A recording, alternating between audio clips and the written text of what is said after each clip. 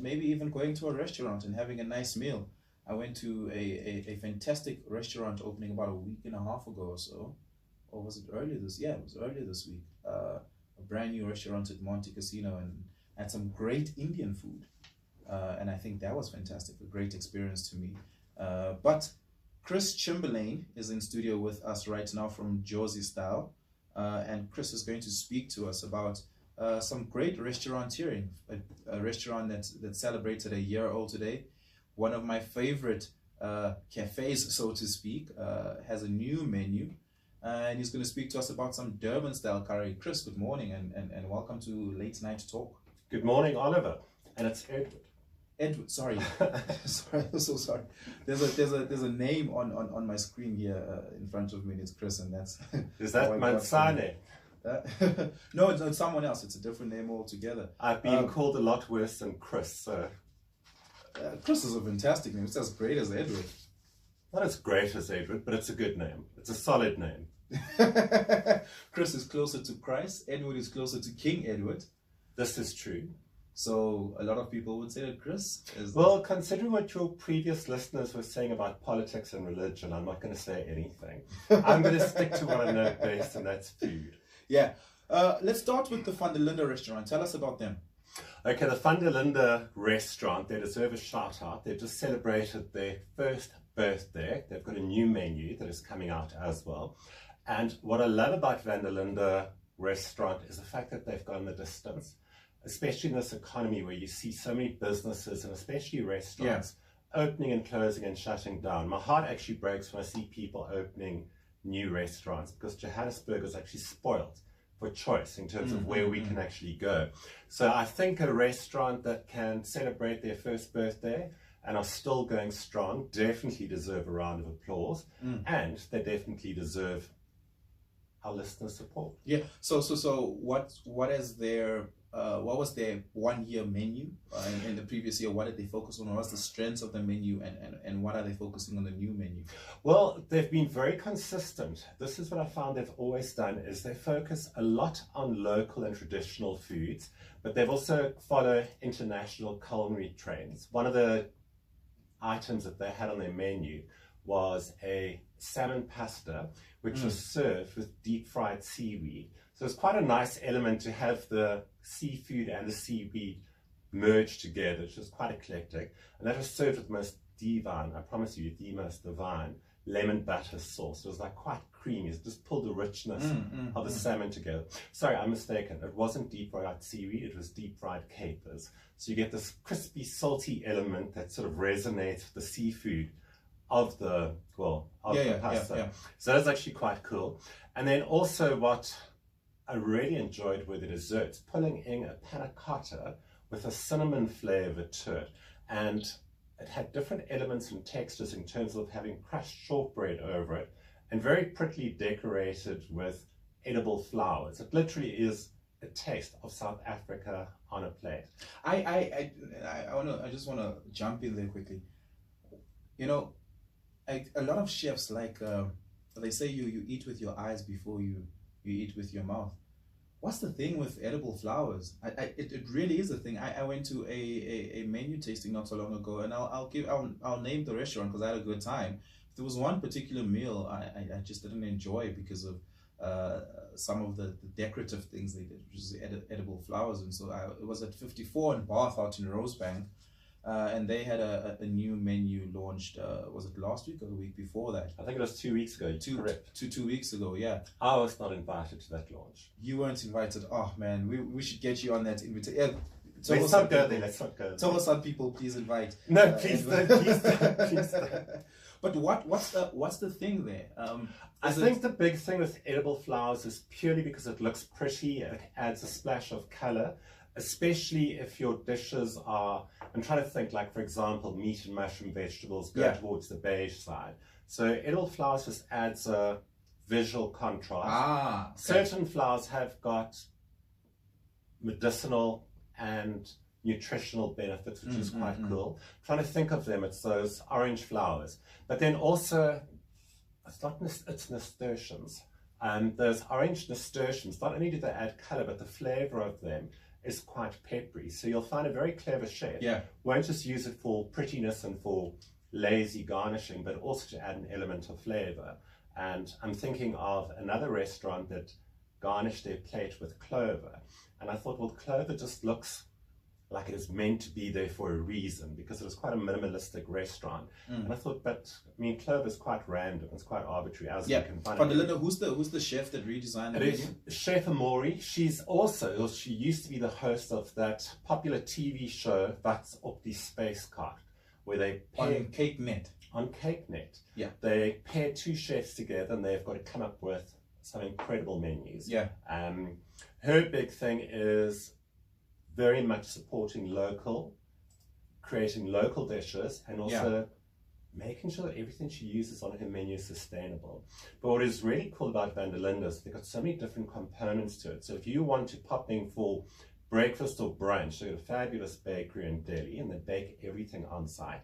In addition to having the main restaurant, the Van der Linde restaurant, they've also got 2 private dining areas that can probably host easily, I'd say, about 25 people per dining room.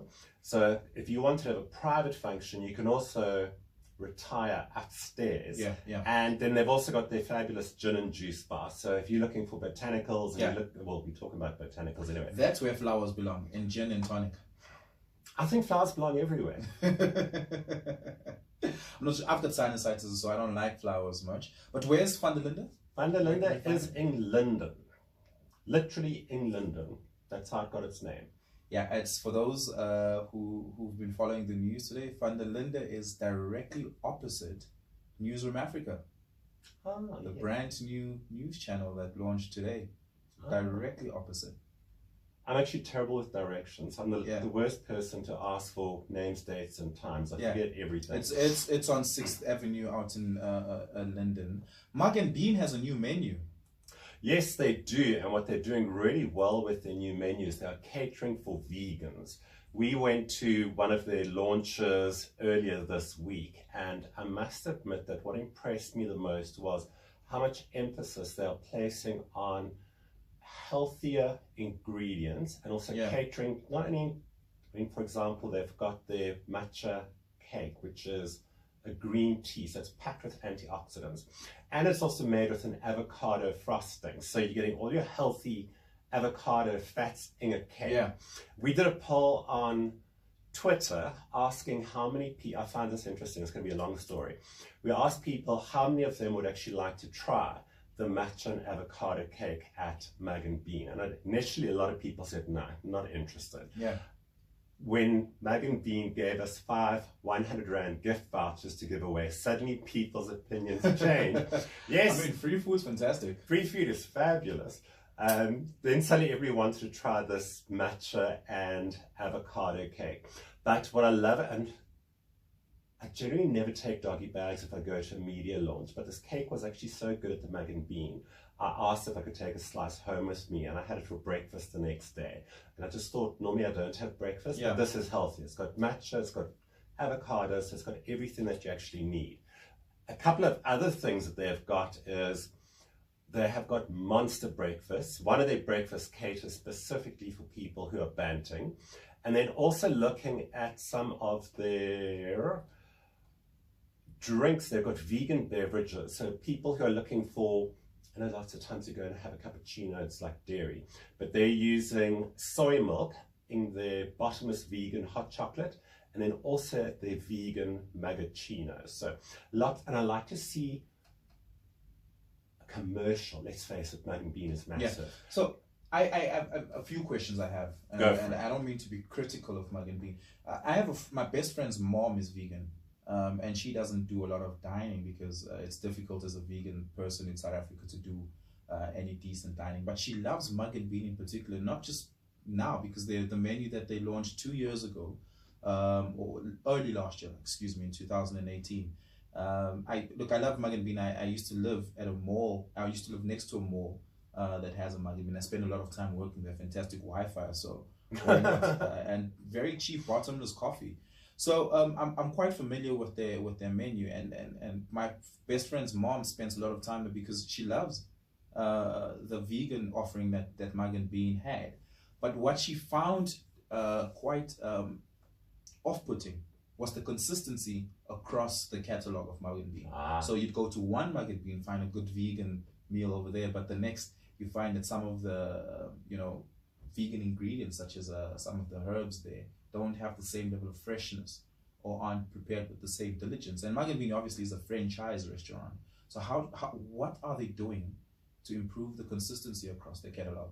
Oh, I'm actually not qualified to comment on that, but I could always mention it to them. But I think this is something that is problematic with any sort of franchise, is that different owners apply different standards. And the whole point of a franchise, we look at McDonald's, theoretically you can go to any McDonald's in the world and all the food tastes the same. Yeah, there's a formula. So we should have that with all the franchises that we have in South Africa, Mug and Bean included. I also find, I know sometimes you can go to restaurants, the same restaurant, the same owner, the same chef, and you can have your favorite meals and there isn't that consistency. I'm thinking of one restaurant we went to a while ago. We had a tasting menu, and what we really loved were the spare ribs. So our table ended up ordering 3 portions of spare ribs, one after the other. Believe it or not, on the same night, at the same restaurant, each 3 of those dishes had a different flavor to them. So it is something that restaurants need to pay attention to. But I also have to acknowledge that sometimes, I mean, even I'm thinking about like milk. If the cows are eating a different feed on a different day, it's going to affect the flavor. So I do think that's a fair criticism that was it your mother who was my best friend's mom. Your best friend's mom. And there I'd actually suggest, if it is like a common complaint that is unique to a specific franchise, then contact that franchise, and tell them, or even actually call the manager and say, hey, we've gone to all these different Mug and Beans and the flavor is consistent. We come to your restaurant and there's a change, because sometimes there's a breakdown in communication. What I also find sometimes happen is Mug and Bean has a lot of traffic. It's a restaurant, because it's a franchise restaurant, it attracts a lot of foot traffic, and so you'll find in a day where there's high traffic, the consistency or the quality may just slightly drop because they're busier in the kitchen than usual, and so the level of diligence has just dropped there. But that monster breakfast, tell me, because I'm intrigued about that. Talk to me, what exactly are they doing different from, say, the Mug and Bean Classic? You know what? It's just the size of the portions. If you're really hungry, the one that I really enjoyed was they had a 250-gram rump steak, topped with fried eggs, bacon, and then also fries, but it was the portions. Very often, and I'm not going to mention another franchise that we're very familiar with, but you go in and your breakfast are these miserable, tiny 2 eggs and 2 streaky pieces of bacon and like half-done toast. Know exactly who you're talking about. And I mean, sometimes I just think, I need to order 2 of these breakfasts. I'm a big guy. I'm a 6'4". I need more calories to start my day than 2 little eggs and some miserable bacon. So when I was looking at the size of their breakfast, and I'm not a big breakfast person, but I thought if ever I have one of those days, which happens quite often, I have a really vicious hangover, I'm going to Mug and Bean, because at least I'm going to get a substantial breakfast. But I think that would be then the difference between, say, the Mug and Bean Classic, which is a relatively low portion meal, versus the farm breakfast they have on the very same menu, where you'd find a rump steak in, for instance, one extra sausage, and that sort of thing. So I think different strokes for different folks in terms of the rationing sizes over there. Nero Durban style curry, talk to us about that. Okay, full disclosure, Nero Rodriguez, I work with her husband, but I'm completely unbiased in terms of my opinion of their food. What I love about them, and often it's like Joe will bring leftover meals that they've prepared, or if they're prepared in excess. So a lot of their food I'm familiar with, and especially like on a Monday, it's like I go into the office and I think, oh God, please, I hope that they'd overcatered. But what I love about the Durban style curry, it's actually Nero's Durban style curry. It's a pop-up food market.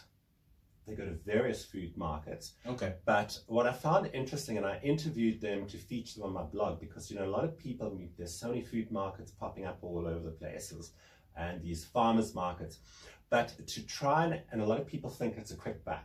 But I've actually noticed a lot of people go into food markets thinking, oh, we'll make lots of money very quickly. Yeah. And you find they're either over cater or they're under cater. You get there and there's no food left. So if I go to First Thursday, so if I go to Neighbour Goods Market, will I find Nero's Durban style curry there? You will find Nero's Durban style curry, I will tell you now, at the Bedford Night Market. That's actually, that's today. That's later on this evening at the Bedford Night Market. And then I've got 3 dates when they're going to be at the Sylvia's Day Market, which actually I have no idea where that is. But I imagine it's around Bedford, thereabout. But what I found quite interesting is when we talk about what is a traditional Durban curry, I think in Johannesburg we're very familiar with cream-based curries or creamier curries, whereas I found out that a Durban-inspired curry is very much more tomato-based and less likely to have cream or coconut milk or any sort of creaminess to it. But when I was chatting to Nero, just like asked her, I said, like, what are the biggest challenges? And I think this is something people need to be aware of, is that if you are going to go into the food market industry, you've got to know your customers, you've got to have the right recipes, you've got to have something that makes people come back for more. And what they also do quite well is you can actually purchase their stuff and then obviously take it home. And because the curry keeps quite well for a couple of days, it's going to be better the following day anyway. So you can actually stock up. So flavour has simmered in. Yes, it just sort of it mellows out and intensifies over a day or two. So you can go there, pick up whatever you need to eat on the day, but also pick up a couple of extras that you can take home and not necessarily freeze, but keep them in your fridge for a day or two, and you've already got supper already made. But she was actually saying her biggest challenge, and most of her recipes are family-inspired recipes, going back to her grandmother's days. But she was actually saying the amount of work that goes into it. She means she's up at 4 o'clock in the morning, prepping, getting everything sorted, getting to the market by whatever time the market opens. The market normally opens at about 9, so they've got to be there about 8, 8:30, and literally finish in the evening at 7 o'clock. And all this work that goes into it, and people don't actually appreciate it. Another good place to go to, I think you just mentioned them, was Neighbourhood Goods Market in the CBD. I look at some of, I mean, I'm just in Braamfontein. In Braamfontein. I look at them and I'm just absolutely amazed at the offering that they've got, because everybody delivers perfection. Yeah. Especially, and I know I mentioned it's a very well curated market, I must say. The Cape Town Neighbourhood Goods Markets as well. I've been to it once. I used to live behind Neighbourhood Goods Market in Braamfontein, so I spent a lot of my Saturdays and Thursdays over there. So I'm familiar with what they have on offer there. And they've got a lot of curries on the menu. While we're on curry, a restaurant in that I mentioned earlier in Monte Casino, I think the name is Taba. Yes. They had their launch this week.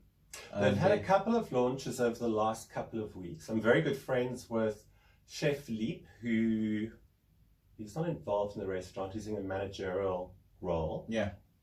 And also I'm very good friends with one of the managers at one of the Tava restaurants, Vibin.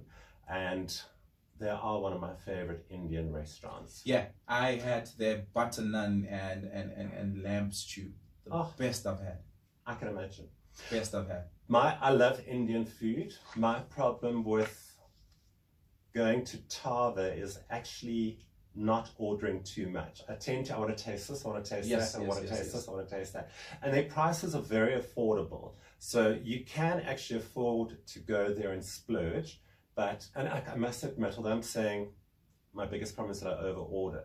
2 things I never mind doing is if I go to an Indian restaurant or a Chinese restaurant, is actually ordering extra, because you can doggy bag it and you've got meals and lunch sorted for the next couple of days. Yeah.